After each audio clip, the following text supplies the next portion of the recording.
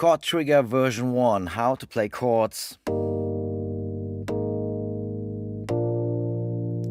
via MIDI note or via MIDI controller. Could be an E-drum pad, could be acoustic drums connected via a trigger, could be your keys, could be your push, whatever. And you could really quickly dynamically change the chords inside here via clips actually. So hi, I'm Toby from abletondrummer.com.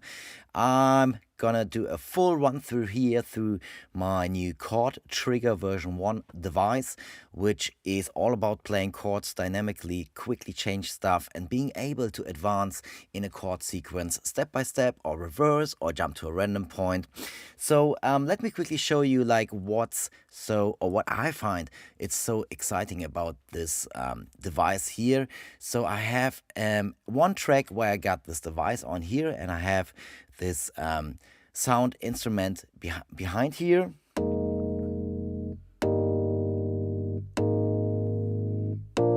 And you can see I'm advancing through those chords which are set in those slots. Here you can have up to 16 slots of chords in one sequence, and you can quickly change the sequence via a second track where you got clips, MIDI clips with chords in here. So something like this, for example.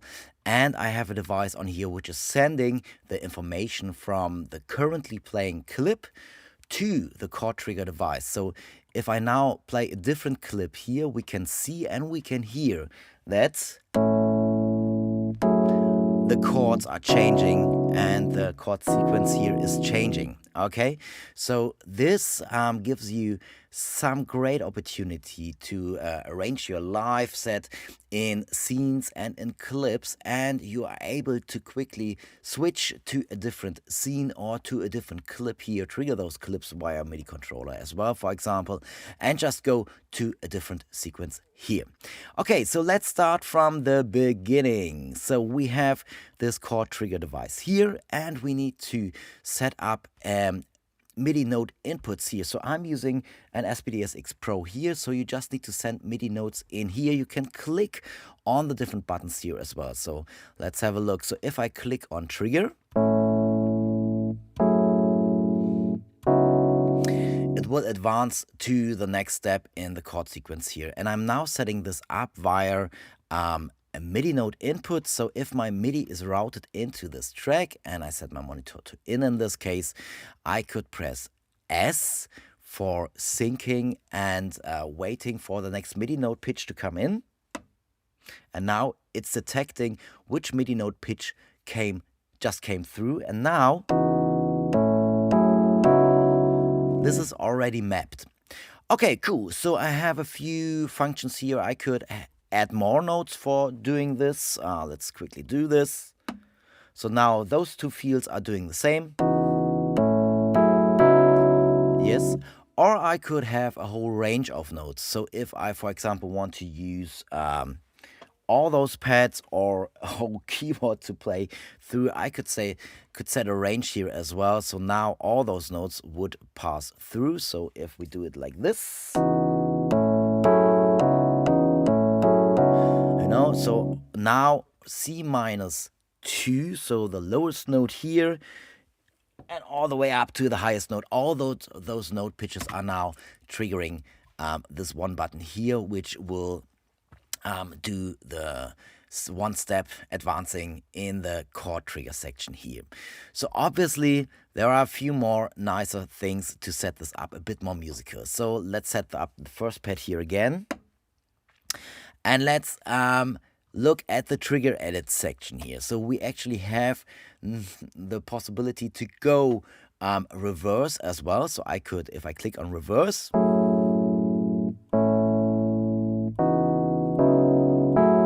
it's jumping the chords backwards here.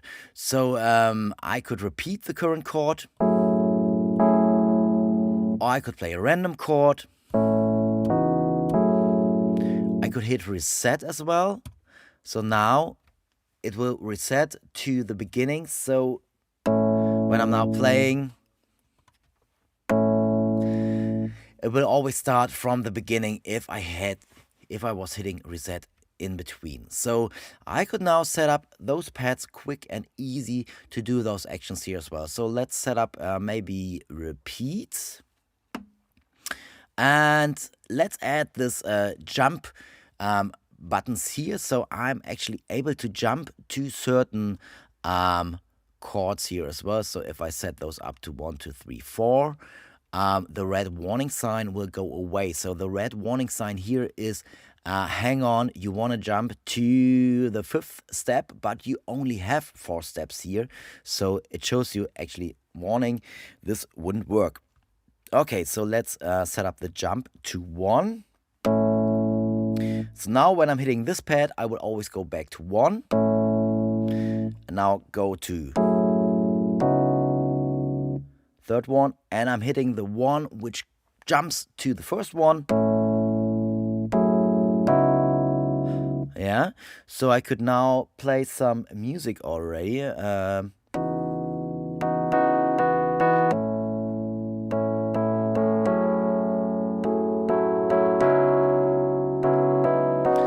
Oh, it's distorting. I should set my levels a bit down. Okay.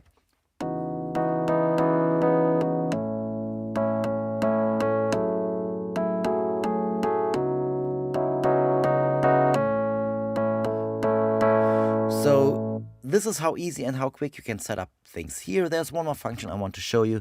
So you can have a jump to a certain point here as well, but not triggering this note here. So if we set up a different pad here, and let's say we always want to jump, when I hit this pad here, I always want to jump to my sequence number 2, but I don't want it to trigger step number 2. Step number 2, not sequence number 2. So I can now jump to number 2, and when I hit the pad, it's gonna play on the next time. So if I have this T for trigger toggle button on here, it will play.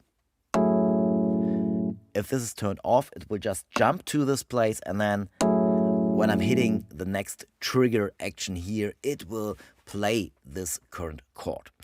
Okay, so we have to set up a few things here for receiving stuff from a different MIDI clip. So if we gonna check this first, so we have this second track here where we are sending chord sequences. So I have those 2 chord sequences here, and if I play this one, it will automatically change.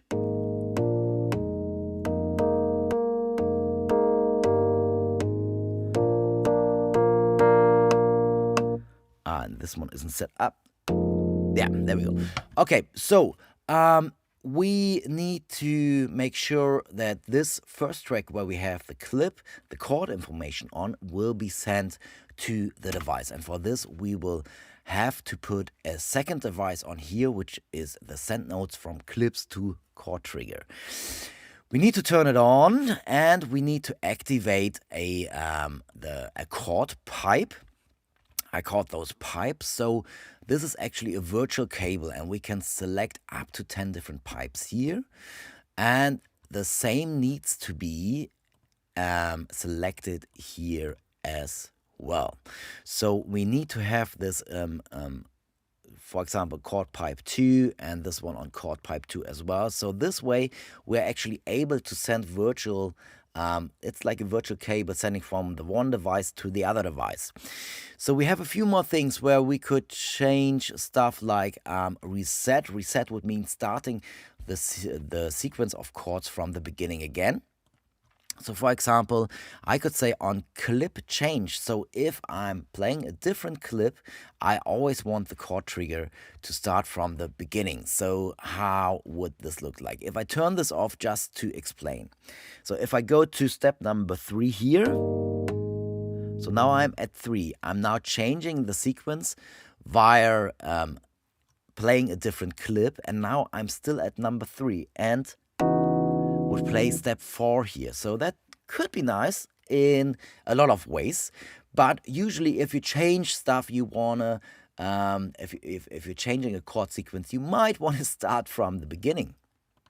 So for this, you activate the clip change on beginning here. So now if I'm playing this sequence, so let's step number 2 now. Now I'm changing the clip here, and now it will start from the beginning. So the same could work for clip start. That means if the clip is playing, always when it is passing the start point here, let's zoom out a little, it will reset to the first step. So we can see and we can hear if I'm playing now. I'm playing up to step number 3. So if I hit it again, it should play number 4. But because I set it to reset on clip start, so it's resetting every time the clip is at the beginning, it will now start at number 1 again. And here again as well. So this could make sense if you're playing to a click track and if you start a new scene and if you send new chord information to the melody, to the chord trigger, to the chord trigger device, you want to make sure that you're starting at the first chord here. Okay, so there is one thing you need to keep in mind, and you need to prepare your chords, your clips you want to import your chords from. So I have a progression here, and we can have a look. All those chords here need to be set at the same starting point. So always, like if notes are at the same starting point, they will be analyzed for one step. So for example, if we take this progression here and just have a look how it looked like once when I imported this. Oh, that's pretty big. Should be under clips, progression reaching the horizon. Maybe let's make this a bit shorter. It's actually not on here. Let's take a different progression. Drone progression. It's not a MIDI clip. So if we have some MIDI clips, let me quickly look for this. Okay, so I found a progression. Let's have a listen to this one. Nice. So this is a really good example because we actually have more notes in here than we actually need. So let's take this progression. Let's have a look. And we got quite a few notes. We have this progression here. Maybe let's prepare it like this and have only like every bar. And we have a few smaller changes in here. I'm going to clean out the changes just to make sure we don't actually need that much information for playing this right now. And we want to have, like, in the end, those are just 4 different chords here. So to be able for the devices, the Max for Live devices, to analyze those good, we need to set it up as follows. So we're gonna delete all the stuff where nothing is changing. And now we want to make sure that everything is at the right, really at the right and same starting point. So this is like even... let me show, even this wouldn't work because it's not like in computer language, it's not at the same starting point. It would sound for you like it is at the same starting point, but it actually isn't. So what we're gonna do now is we're gonna use the quantization menu, Command-Shift-U, and we can adjust the start point from the notes to be all 100% at the same time. So if you don't know the quantization, just quickly to show you, I select all notes, which would be Command or Control A, and then press Command-Shift-U. And now I get this menu. I could even press Command-U, but then I couldn't change the settings here. And now I want to set all those notes, apply all those notes to 16th notes, which wouldn't work because they are 16th note already. If we do it like this for quarter notes, for example, boom, you can see this note here was changing to be at the same point here. So this is something the quantization menu would work great here. You could set it to the actual grid, for example, if you change the grid. But now I have like 4 chords which are actually starting at the same point. So if I now play this clip, this information is being sent over here and I can play those. Okay, boom.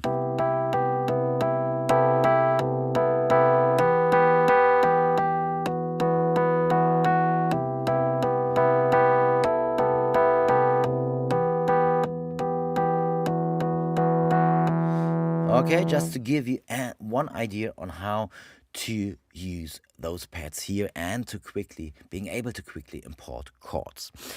Okay, so the next step would be how can you actually use live velocity and some duration values here. So for example, we could use the switch on the live velocity. So now the velocity I'm playing will be used for the volume of the notes.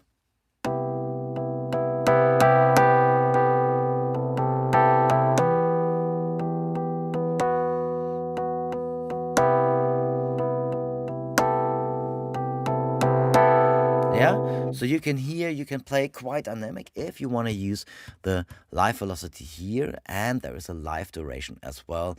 But let's go into the manual chord edit here first to show you, like, to put it a bit more into concept. Okay, so we have one more tab here, which is called the chord edit one. We're gonna look at this after we're gonna look at the direct edit stuff here. So if we are changing to the direct edit, we could actually have a look on pitch, on velocity, and on duration. So let's have first the pitch. I think is quite clear. So let's add another step here. And so the pitch could be changed for those notes here. So if I double click, I deactivate those notes. And then if I want to put in a value, I can just scroll with my mouse, like a click, and then drag up, drag down to get to the right value. So this takes a little time to set the notes right here. Usually it's much nicer if you have stuff in clips already, import those via clips, which we're gonna do in a second as well.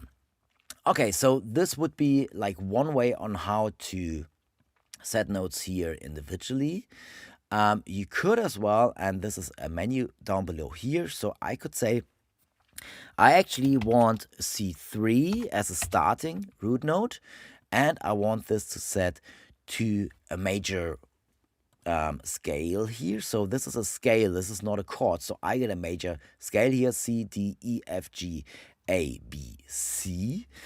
And if I say, okay, I actually want this chord to be like a C major chord, I would need to deselect the notes I don't want to have in here. So I now get like the C major triad, C, E, G, and if I want to add the C up here, that would work like this. So you get quite a lot of options here on what kind of scales you want to set, or chords. It's thinking in scales, taking out notes, you would have the chords here right now. So this would be the pitch option to edit. Obviously, I showed you already, you can add and you can add more chords and you can subtract more chords. No, you can have less chords in here via the steps. And we were at 5. So I now can change the view to velocity. And you can see here we have velocity numbers. So 1 would be the quietest and 127 is the loudest. That's just the MIDI language or the MIDI numbers for the MIDI scaling for volume here. So I could change, for example, for the chords I already have in here, let's set this down to 4. I could change a few things here. So maybe if I want the root note, like the bottom note here, you could say so, like the lowest pitch. If I want to have this a little bit louder than the others, I could set it up like this. Let's make this really obvious. I'm gonna push this one to 127.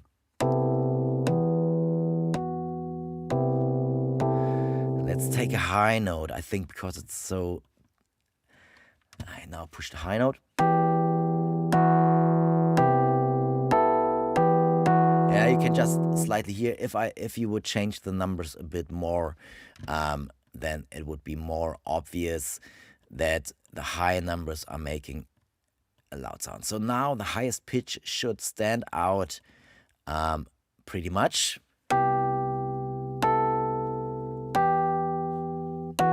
Yeah, because all those high pitched notes, or the highest pitched notes, the highest note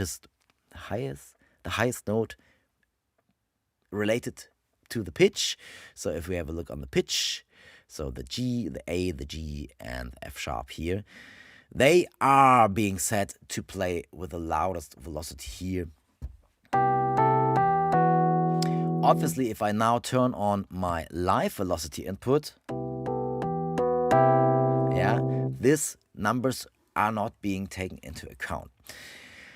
Okay, so I have a duration here, and the duration is really nice to make things musical. So for example, I have a quarter note here, so this will be always relative to the master BPM here, which is set here.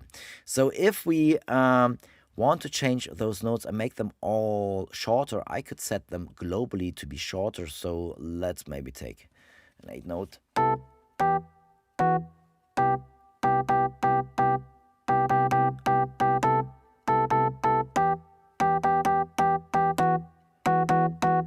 Yeah, so you can play a bit more musical here if you need to. You could as well set up things to be taking the live duration. So the live duration, and that's funny here because a drum pad is sending a note off really straight away. You can't hold a note here. Yeah, you can't hold a note. So the live duration wouldn't work with an SPDSX or with a drum device here. If I use my computer keyboard, let's use this one here now. So if we just add, so I just added a key note here.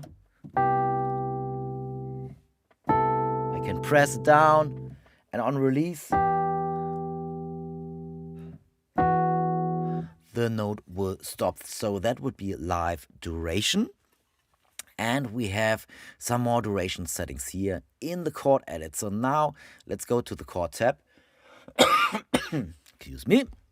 So in the chord tab, we get a lot of the stuff we can set up here.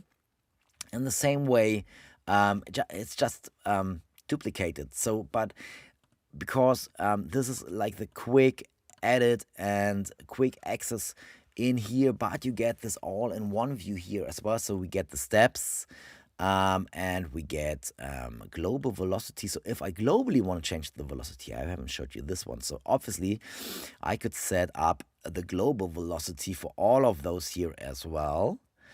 And this is what I'm getting here as well. So I could set up stuff real quick if I don't want dynamics in there. I could just set those to 100, and now they're all the notes, all the chords are being played at the same velocity.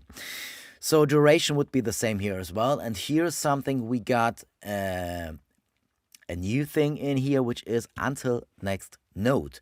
So now if I playing with a drum controller here, which is sending a note off quick, but I want to have extended notes, I could use those. I need to set the input right.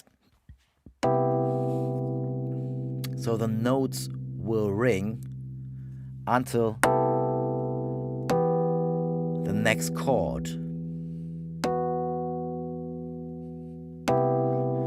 So that's really nice, especially if you're playing drums and then bam, it's taking you up to the next chord here. So if you want to stop notes, and that's something which is coming handy in here now, you have a all notes off function here. So if we turn this on and maybe put this on this pad here, and now we need to make sure that we don't have stuff interfering because we're using the same MIDI notes here. So now I have this chord set to until next, but I can stop it with all notes off here as well. You always get buttons for those functions here as well, which you can MIDI map as well. I would highly advise you to use the direct MIDI input here. It's much more flexible, especially when you have a huge set. So just route the MIDI in there, turn the function on, press S for syncing, boom, you know, you're set. And those gonna be stored as a preset. You don't need to remap those. And as soon as this thing is off, everything won't be playing this. Okay, cool. So chord edit, we have a really nice way here to actually import notes from chords. So if you have single things, so maybe let's take a new one here, and let's say we want to use a few of those chords only, and we want to import those chords. So one by one. So we could actually go in here and say we have, a pop-up window. And now we could go into this clip here and say, actually we have those notes here, and they would be for single notes. So let's do the chord one first. Okay, how do I explain this? So let's do the chord one first. Sorry. So we have the pop-up window for chords. So if we want to import multiple chords here, let's say we want to import maybe those two here. We now can hit on chords, and if we go back to the chord trigger device, we see we only have, or we will get those two chords here now. Set those to pitch for now, and now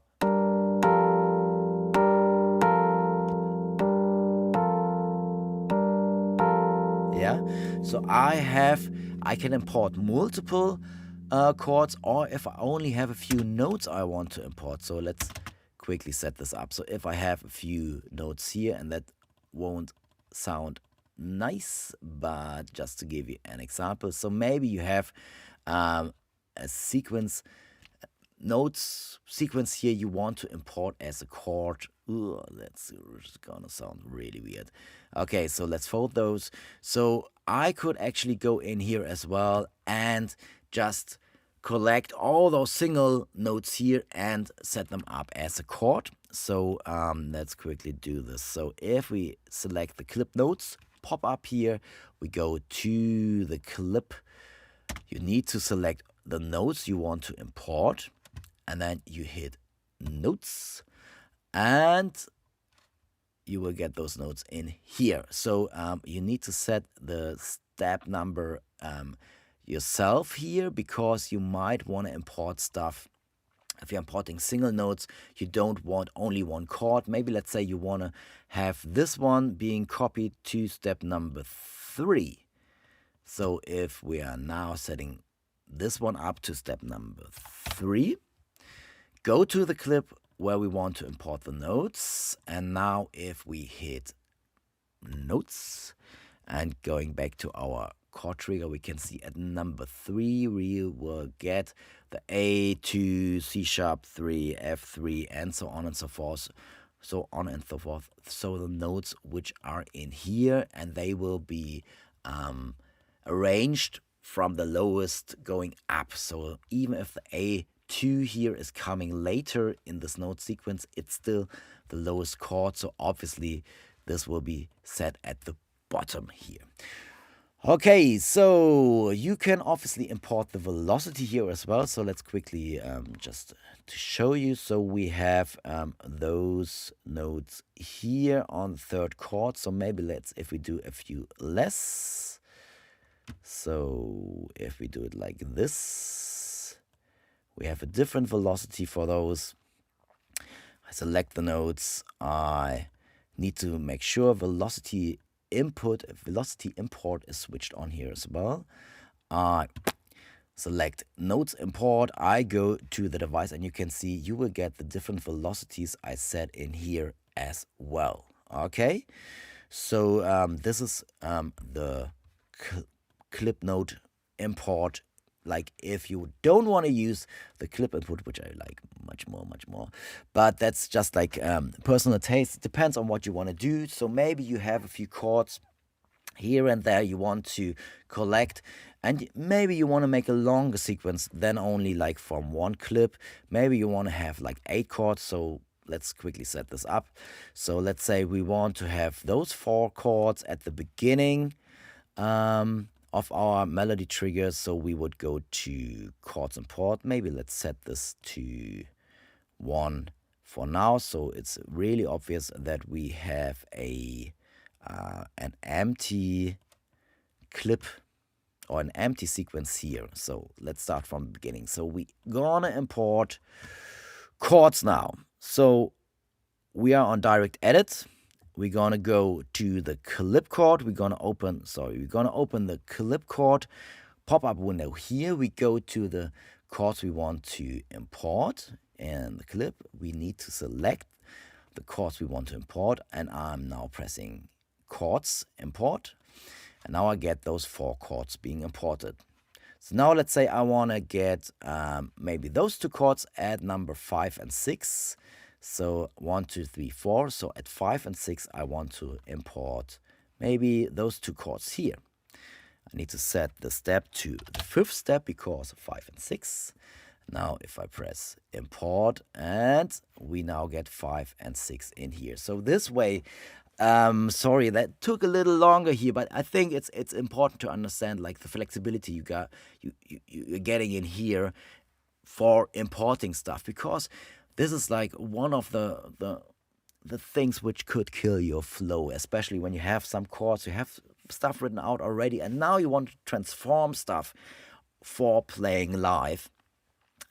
You should know like what would be the quickest way and the best way for you to take those things and just quickly transform those into performance mode. Okay, cool. So I think that's covered most of the things here. You have one more thing: select steps, start on load. So if you're now saving this, and you always want to start on chord 3 here, maybe you have, let's imagine you have a huge set where you have like 10 instances of those chord trigger devices in there, and you want to be able to have them all starting at the right point here. You want to turn on select step start on load. So let's say we want to start at number 3. So if we are now reloading this set here, there we go.